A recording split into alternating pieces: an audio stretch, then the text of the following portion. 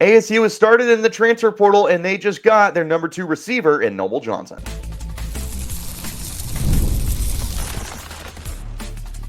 You are Locked On Sun Devils, your daily podcast on the Arizona State Sun Devils. Part of the Locked On Podcast Network, your team every day. Welcome back to the Locked On Sun Devils podcast, part of the Locked On Podcast Network, your team every day. My name is Richie Bradshaw, and I will be your guide for everything Arizona State Sun Devils. A shout out to my everydayers who are here every day. Thanks to all of you for making Locked On Sun Devils your first listen of the day. Today's episode is brought to you by FanDuel. Make every moment more. New customers can get started with $150 in bonus bets if your first bet of $5 wins. Visit FanDuel.com to get started. Ladies and gentlemen, welcome back into the show. And we have a busy show ahead of us with lots of transfer portal news, rumors, visits, and current guys who are making their way to Tempe. We're going to start the show talking about two guys that are committing to Tempe before we take a look at former 5-stars that are either rumored to ASU or are just flat out making visits to ASU. And speaking of visits, at the end of the show, there is a surprising player who no one saw entering the transfer portal, and ASU has a bid to land them. But ASU has already landed two guys in the transfer portal: wide receiver Noble Johnson and kicker Jesus Gomez. Let's talk about Noble Johnson. And Noble Johnson is a pretty good ad for ASU. Noble Johnson is coming into the program from Clemson. He spent the last 2 years there, and he will have 3 years of eligibility remaining to play college football. Now, you need to remember that ASU is going to be really remaking their wide receiver room next season. You are losing four of your veteran guys, including Xavier Guillory, but also along with Melcon Stovall, Jake Smith, and Troy O'Mary. You also just had 2 receivers that entered the transfer portal with Caleb Black and Corbin Hendricks. So whopping 6 guys are going to be leaving the program for various reasons. Good news, you are returning Jordan Tyson, more than likely. At this point, I'm willing to put it in pen, probably tattoo it. If he does not return, I will shave the beard. And I have said that enough times at this point that I feel pretty confident I'm not going to have to. Jordan Tyson should be back next year. I don't see any reason he wouldn't be. You're also going to have Malik McClain, who is a pretty big wild card for this team. Appeared in 4 games in the regular season, did not do anything. He is going to play the postseason for ASU. He started off with a 40-plus yard catch against Iowa State. He's a big body. He's a veteran receiver. We'll see what he could end up doing for the team. But beyond those 2, it's wide open. There's a lot of open competition here. They're bringing in some key guys through their recruiting class, including Cameron Dyer, who is also going to get some opportunities at quarterback for the team, 4-star coming from New Mexico. He's going to get opportunities. You've got Corey Butler from Centennial and some other guys as well. Noble Johnson, someone that we really haven't seen too much of. In his 2 years at Clemson, he redshirted, and then this past year he caught 3 passes for 16 yards. He is buried on a very good depth chart that included 2 5-star receivers that came into the program this year. Here's something that I'm interested in, and that's that when it comes to knowing receivers, Clemson is one of those programs where they typically know how to recruit the position. They've had a countless number of guys that have gone through the program and had NFL success. You've got a future Hall of Famer in DeAndre Hopkins, but you had the 4th overall pick in 2014 with Sammy Watkins. We've seen success from other guys like Martavis Bryant. They had a slew of guys over the past few years that have gone in with mediocre success. Ray McLeod is one of the guys who's had a breakout year with the Falcons, but they put in a lot of receivers. There's guys I'm not thinking of too, like T. Higgins. Justin Ross was really good. It just didn't work out. They know what they're doing. So from that aspect, it's exciting. Obviously, I wouldn't call it a gamble, but you don't know what you're getting because he just hasn't seen the field. What you do know is he was a pretty good recruit coming out of high school, a 4-star kid from Rockwell, Texas. So there's another Texas to Tempe guy for you. A little hashtag there. 6'2", he's 210, so he's got the size. He could bring a really nice element to the room for ASU as, I mean, they're just getting big right now. Jordan Tyson between 6'2 and 6'3. Malik McClain is listed as 6'4, I believe. Now you're adding a 6'2 guy and Noble Johnson. Cam Dyer's over 6 foot. They're just building a basketball team with that receiver room, which includes another guy that they're targeting, and we'll talk about him a little bit later. But I really, really like this ad for ASU.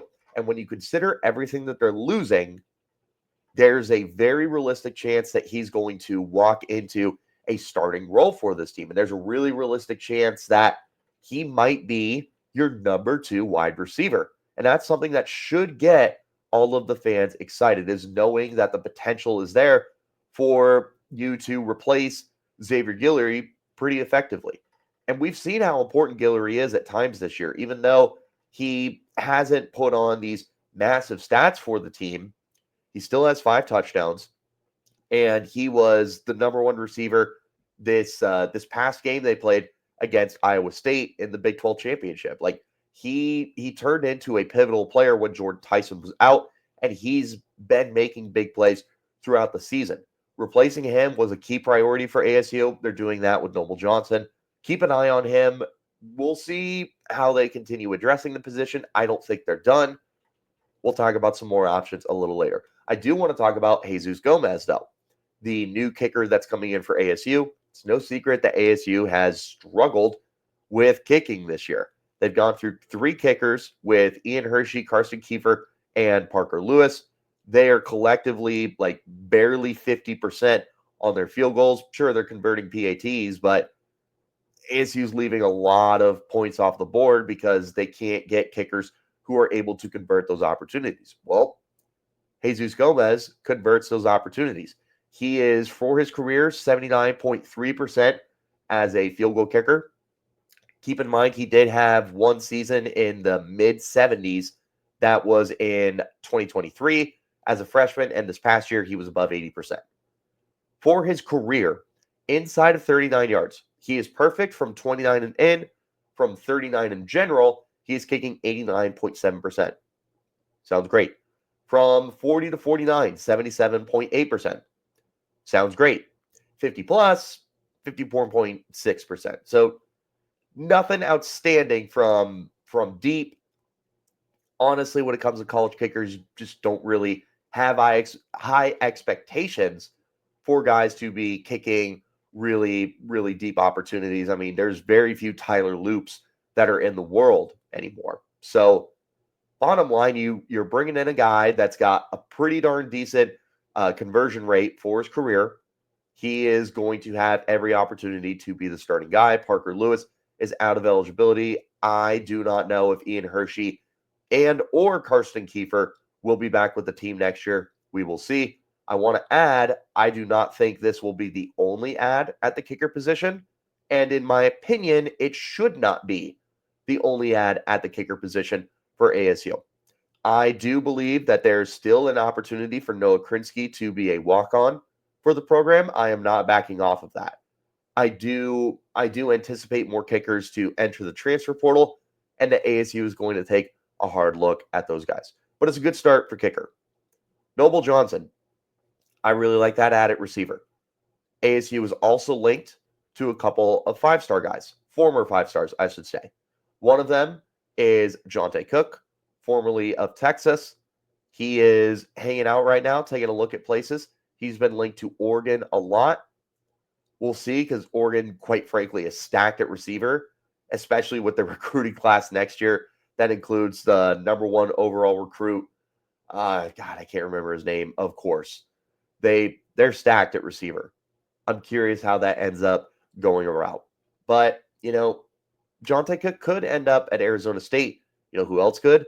Duce Robinson, a Valley kid, former 5-star, someone that ASU made a late push for in the 23 recruiting cycle. And there is a lot of smoke to that fire that he could wind up back in Tempe. That's coming up next. This is the Locked On Sun Devils podcast, part of the Locked On Podcast Network, your team every day. Today's episode is sponsored by our friends at FanDuel, America's #1 sportsbook. Tackle the NFL action as the season is winding down, plus your other sports as well, because right now, new customers are going to get $5. Let me clarify. You're going to bet $5. You will get $150 in bonus bets as long as that $5 bet wins, and the FanDuel Sportsbook app is going to give you every opportunity to make the most out of your bets. But most importantly, if you're thinking about making a live bet, you got that hunch that you know something big is going to happen. Maybe there's an updated line in the middle of the game. Maybe the money line is changing, or maybe some player is doing some great stuff, and you want to make that live bet on something that he's doing. Well, all you got to do is open the FanDuel Sportsbook app. They are going to give you live stats, a play-by-play, and so much more on the same page where you're betting. That way you know that you can capitalize on that hunch that you have. Just visit FanDuel.com to join today. Again, new customers bet $5. You get started with $150 in bonus bets as long as that $5 bet wins. Never waste a hunch and make every moment more with FanDuel, an official sportsbook partner of the NFL. Thanks as always for making Locked On Sun Devils your first listen of the day. Of course, a shout out my everydayers who are here every day. ASU is going to add some receivers this offseason. They're losing 6 guys. They have brought in 1 with Noble Johnson. They are linked to Johntay Cook.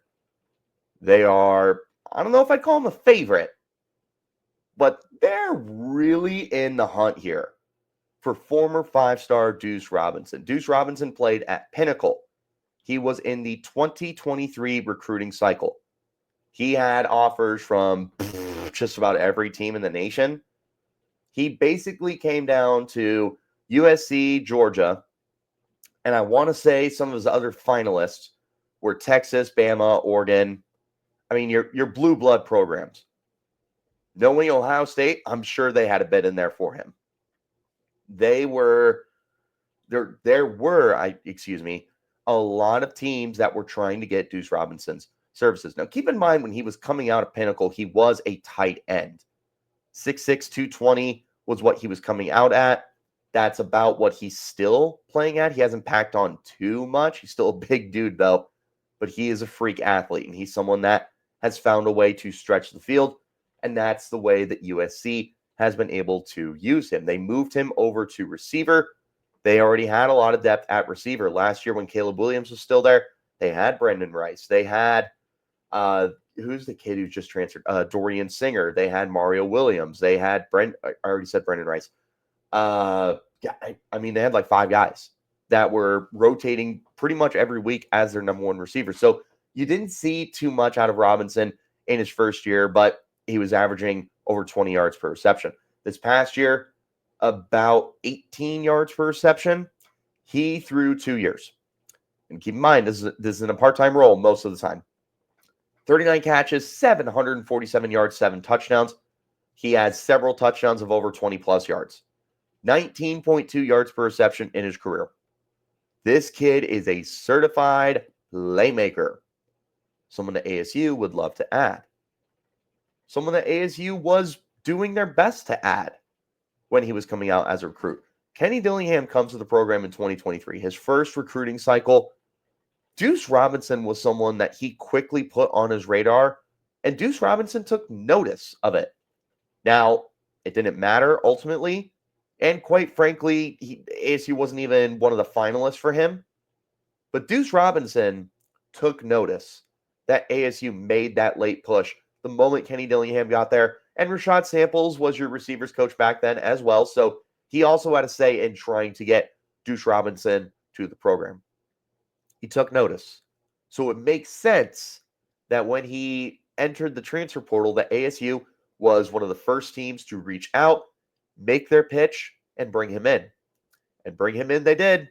He had a very long visit over the weekend. Friday night, he got dinner with, I imagine, staff and recruiters.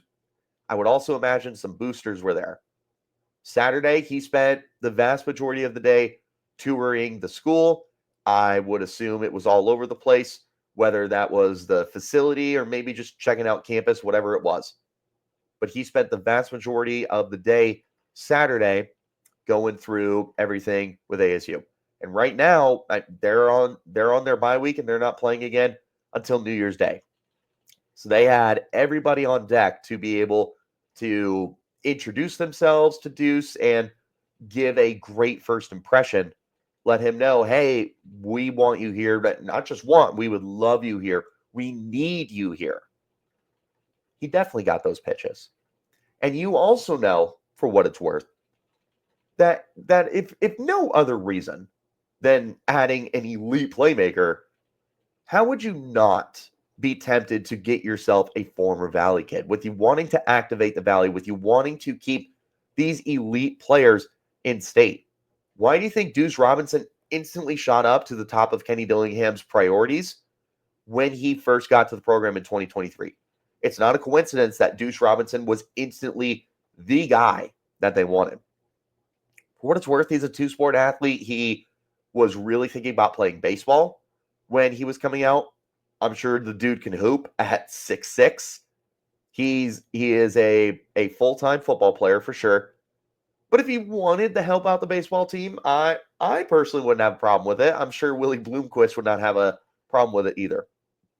But he is a full-time receiver for this team.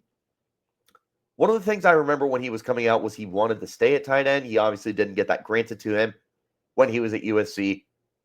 Certainly it worked out. Like he's been an absolute beast as a receiver. One of the things that I would pitch him, personally, I speak on behalf for myself. One of the things I would pitch him would be like, hey man, we would love you here and we want you happy in Tempe. Do you want to move back to tight end? You can work with our tight ends coach, Jason Mons, who is phenomenal, and he has developed some pretty good players over his time in high school, and look at the success that he had this season. Shimon Mateer broke out. You were able to get some other guys involved. Not really too much, but I mean, Mateer was a beast. They've got a stacked room, though. You have to remember that Jaden Fortier had sat out this season as he was recovering from an ACL surgery. He missed the year, unfortunately, because I was really hoping we would see him at some point in time. Well, he's a 4-star. He will be back next year with 4 years of eligibility. AJ Aya, or it might be Ia at this point. If someone knows for sure how to pronounce his name, please let me know. I've been saying Aya. I'm really questioning myself that it might be AJ Ia. 4-star guy who will be joining ASU next year as well. Shimon Mateer is back too.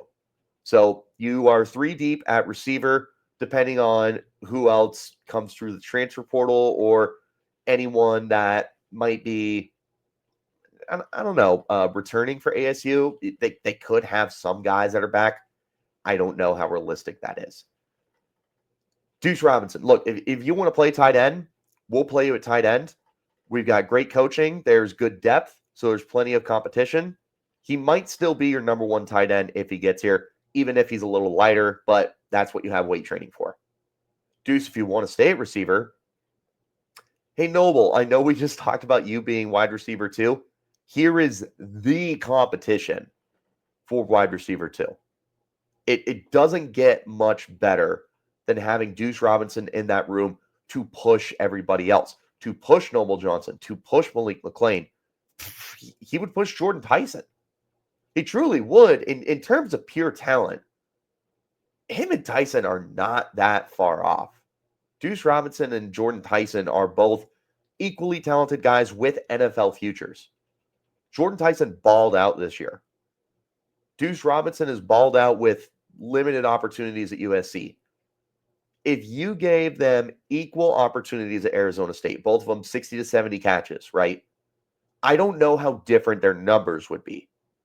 And Duce Robinson at 6'6" has that ability to be the go-to guy inside of 20 yards for your red zone opportunities and score 10 touchdowns. It's a really exciting thought. And again, you're building your basketball team with guys that are 6'2" or taller. Malik McClain at 6'4", 6'5", whatever he is, and Duce Robinson at 6'6". Super exciting thought. Quite frankly, he's my number 1 priority in the transfer portal. The moment he entered the transfer portal, he was my number one priority. ASU clearly sees him the same way. They spent a long weekend with him, and I think that ASU is firmly in the race to land Duce Robinson's services. There are a lot of other interesting players that are in the transfer portal. There's tons of other receivers that ASU is going to take a look at.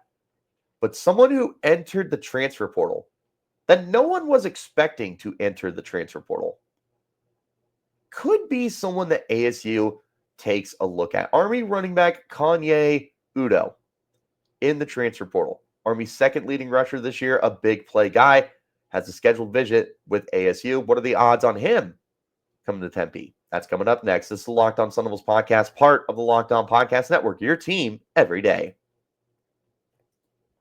It's that time of the year. The college football playoff is back. And with the newly expanded 12-team format, it's guaranteed to be bigger and better than ever, bringing you all the hard-hitting and high-flying excitement that you love. TNT Sports coverage of the college football playoff begins December 21st, starting with the college football playoff kickoff show presented by AT&T at 11 a.m. Eastern.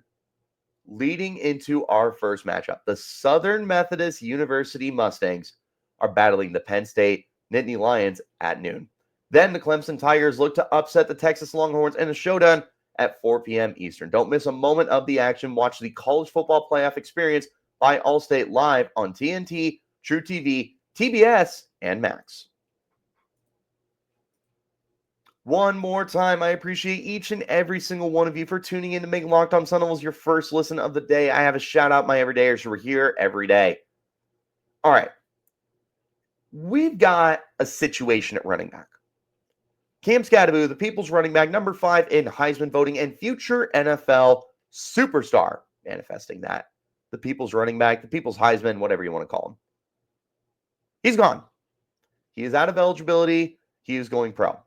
I'm still planning on making my way down to the NCAA facility. I don't know what that looks like or where it is, but I have picket signs, and I'm going to stand out front and say, give me the People's running back for, hopefully I can get 5 more years. I would love just 1 more year while ASU's championship window is open. And yes, I did say championship window.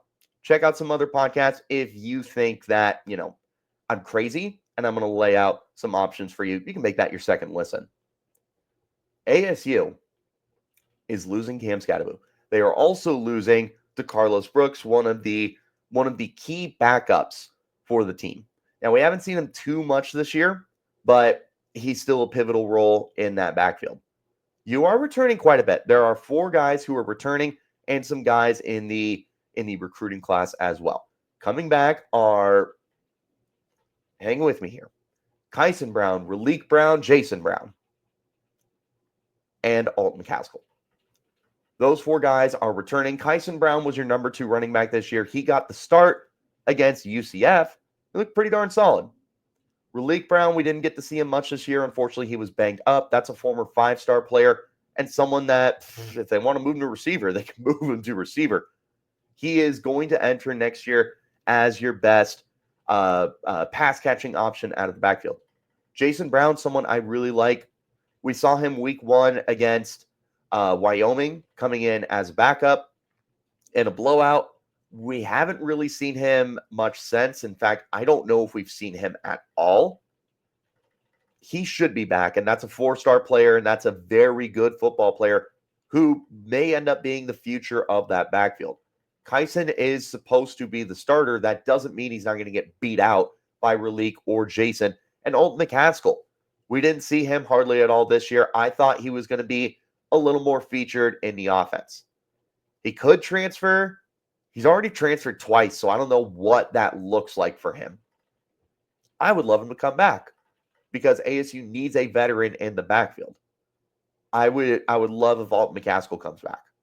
But with all that being said, you look at this group and its potential, you don't really have a proven home run hitter. That's where Kanye Udoh comes into play here. Transferring from Army. And yes, Army. Really weird situation, right? Well, apparently the way it works is after your third season at a military institute, so whether that's, or military academy, excuse me, whether that's Army, Navy, Air Force, whatever, you enlist after your third year. It's not your first 2 years where you enlist, which is what I was under the assumption. And I think 90% of college football fans also thought you were under the assumption. Because he enters the portal and everyone's like, what happens next? Are you still going into the military? I have no idea if he is still going into the military after this, after his collegiate career. Still a very unique situation. But he was a beast this past year. Army's second leading rusher on an offense that took everybody off guard this year. They were ranked pretty highly at one point. They were in the top 20, and going into their game against Notre Dame, there were people that were thinking they had a chance. They didn't, ultimately, but they were a good program this year. Ignore the Army-Navy game. Quite frankly, that game just is never predictable, in my opinion. Army should have walked away with the win. They just flat out did not. One of the guys who's not a problem on this team, though, is Kanye Udoh. This past year, like I said, second leading rusher, only 179 carries, turned it into 1,117 rushing yards. That's 6.2 yards per carry, 10 touchdowns. He also was used pretty well as a freshman. He had over 500 yards. So for his career, 278 carries, 1,641 rushing yards, 5.9 yards per carry, 11 touchdowns. He's also a pretty big dude at 6 foot 215. He lays the boom, but he's a playmaker. He had a 72-yard rushing touchdown this year. And again, 6.2 yards per carry this year, 5.9 for his career. That is what we call elite. That's really, really good.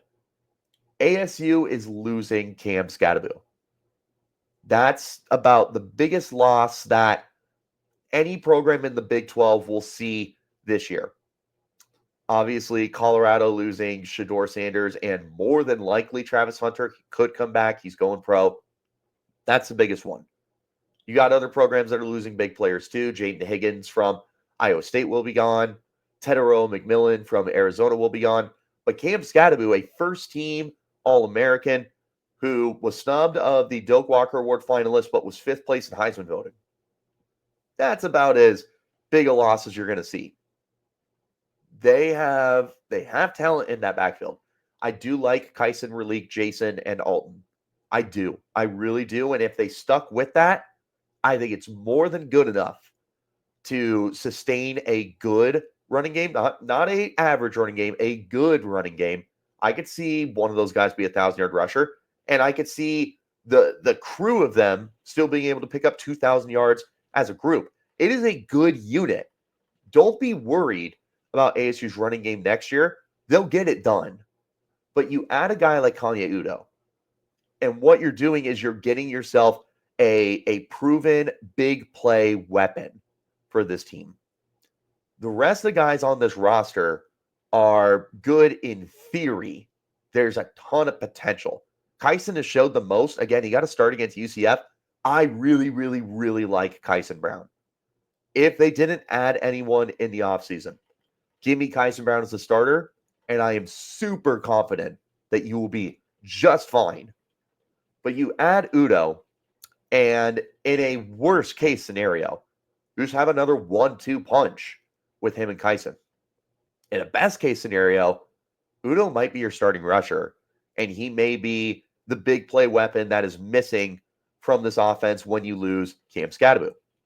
He may be your number 2 rusher behind Kyson Brown, because Kyson Brown breaks out the way that I truly think he 100% can.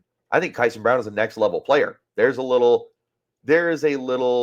hot take for you. I think Kyson Brown's a next level player. That doesn't mean that adding Udoh is out of the realm of possibilities or that ASU shouldn't do it. And guess what? They're taking a look at him. He will be visiting this weekend. 12/20 is his set date to visit the program. He's got a lot of big visits coming up this weekend, including North Carolina and SMU. He is a sought-after commodity. And I promise you that there's going to be a lot of other programs that are going to reach out to him and are going to hope to get his services. But consider Arizona State a program that's on the rise, a program that is not going to be not competing anytime soon, and a program that's got a wide open opportunity here at running back. No one's guaranteed. I can tell you Kyson Brown is phenomenal until I'm blue in the face. That's not going to stop ASU from trying to continue to get better. Sean Aguano is another phenomenal running backs coach for this team. There's a lot of guys that have gone pro under Sean Aguano. That is something that a guy like Udoh is going to take notice of. If his new goal is to go to the NFL with going into the military as a backup option, I can't speak for him. I don't know what his priority is at this point in time. But if his priority is going pro, Arizona State gives him one of the best opportunities to be able to reach that potential. We'll take a look and see what's happening. But there are a lot of moves going on at ASU right now. They got their 2 transfers to start off the class with a potential starting receiver in Noble Johnson and probably their starting kicker in, oh my goodness, of course I don't remember his first name. I'm going to have to look at my notes here. Jesus Gomez. I don't know why I thought it was something else.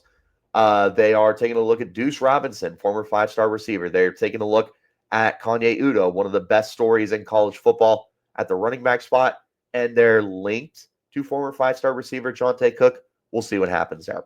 Lots of big news for the Sun Devils right now with the transfer portal. I said they will have a top 5 transfer class. They probably are not because they're only planning to add 8 or 9 players, but man, they might be adding some studs and they might be adding a lot of starters for next year. But what do you think about what ASU is doing in the transfer portal to start off the offseason? What do you think of their first 2 ads? What would you like to see? How do you feel about Duce Robinson, Kanye Udoh, anybody else? Let me know in the comments, or you can hit me up on Twitter at RichieBrads36, and the podcast is there at LO_Sun Devils. Wherever you're getting your shows, hit like, subscribe, turn on notifications.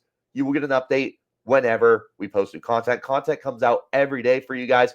We'll keep you up to date, whether it's transfer news or their upcoming beginning in the college football playoff. We're going to get you primed for that. There's basketball coverage and anything else big that happens with this university. Now has never been a better time to subscribe. And by the way, it's free. It's free to subscribe, and I'll keep you updated on everything.